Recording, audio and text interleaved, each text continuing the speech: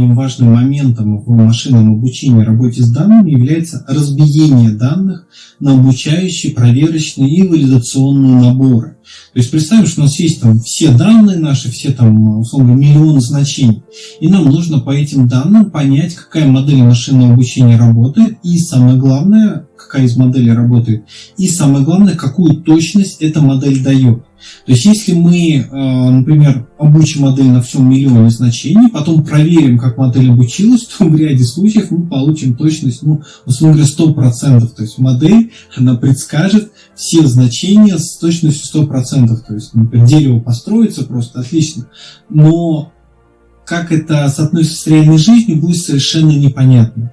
То есть модель может там переобучиться, мы поговорим об этом в следующих уроках, что это значит, и ее точность на всех данных, которые мы ей дали, она будет максимальна, но при этом она не будет обладать прям никакой точностью в реальной жизни, а нам-то нужно как раз понять, какую нам ожидать точность от нашей модели, когда мы ее выведем в паблик, скажем, делаем интеграцию, и она будет работать уже на неизвестных ранее данных, но которые должны быть похожи на наши. Вот чтобы нам это понять, всю первоначальную выборку разбивают обычно на две части.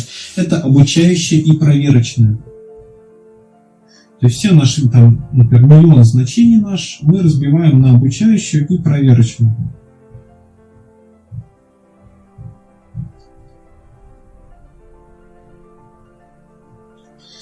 Процент разбиения, он немножко произвольный, то есть кто-то разбивает 60 на 40, кто-то разбивает 85 на 15.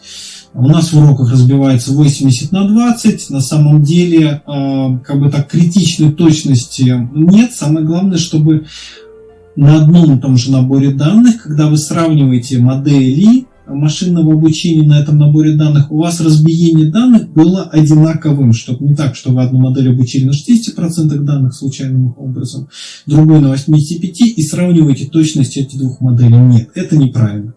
Вот. Но в целом выберите какую-то точность, которая вам кажется наиболее подходящей, и на ней, там, например, 80 на 20 хороший результат тоже дает, в целом достаточно. Эти цифры, они выбраны для минимизации ошибок как первого рода, так и второго. То есть, чтобы мы модель могли достаточно хорошо обучить, то есть она получила достаточно большое количество исходных данных, и мы могли найти все ошибки этой модели, чтобы узнать, где она обучилась недостаточно хорошо. То есть ошибки первого, второго рода мы устранили. Так вот, проверочная часть нашей выборки, то есть в нашем случае 20% от 1 миллиона, это 200 тысяч. 200 тысяч, она откладывается в сторону и никак не трогается.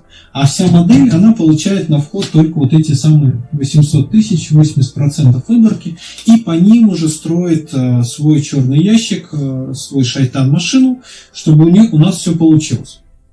То есть вроде все хорошо, все работает, однако в ходе обучения модели нам часто нужно провести оптимизацию гиперпараметров. Что это такое, мы поговорим в следующем уроке. Но нам нужно улучшить модель. Вот чтобы модель улучшить на данных, чтобы, скажем, сравнить данные сами с собой каким-то образом, выполняет следующий тип разбиения. То есть его называют, разбиение нужно для перекрестной валидации, его называют кафолт разбиение, то есть разбиение на k частей.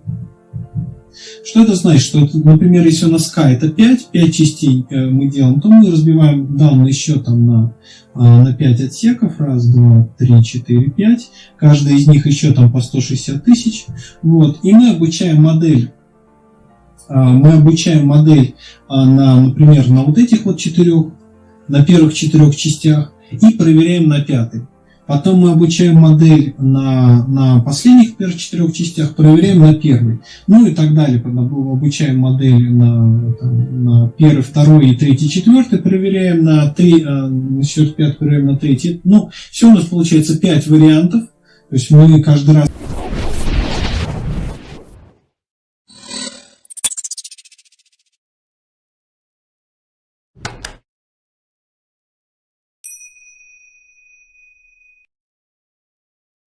Мы каждый раз вставляем какую-то часть в сторону и обучаем модель 5 раз. и потом сравниваем, берем среднее, скажем так, значение качества модели, и получается, что мы модель последовательно обучили на всей нашей обучающей выборке и последовательно проверили на каждой из этих частей, на каждой из частей обучающей выборки в совокупности на всей нашей выборке. То есть это исключает возможность недообучения модели и позволяет нам понять, насколько наша модель хорошо работает для обучающей выборки. То есть очень распространенный пример при оптимизации гиперпараметров, то есть перекрестная валидация, к-фолд разбиение. То есть мы саму обучающую выборку бьем еще на несколько частей, их используем независимо при обучении и на них проверяем уже, скажем так, работу модели самой относительно себя. То есть обучающая проверочная выборка нам нужны в основном для, скажем так, сравнение одной модели машинного обучения с другой моделью или сравнение модели машинного обучения, результата работы машинного обучения модели с каким-то эталоном, то есть какой мы хотим получить в итоге результат, ту метрику, цель, которую мы ставим, вот, то внутреннее к-фолд разбиение используется для оптимизации модели относительно себя самой. И при работе с нейросетями используют еще одно разбиение, скажем так, обучающую и валидационную выборку. Используют также обычно в соотношении, прямо таком же, там, 10 на 90, 80 на 20, 20 на 80 и так далее. Валидация и обучение. И предположим, что у нас он опять-таки 80 на 20. И у нас остается в валидации у нас остается 160 тысяч, и в обучении у нас остается 640 тысяч. Зачем это нужно? Нейросети на самом деле достаточно склонны к переобучению, и нам нужно понять, в какой момент нам нужно остановить обучение нейросети, чтобы избежать переобучения. Это выполняется за счет проверки на валидационном наборе. То есть мы оставляем набор, опять-таки, в основном без изменений. Основной способ проверки на валидационном наборе, что мы эти 160 тысяч значений оставляем без изменений. Каждую эпоху нейросети обучаем на наборе 640 тысяч.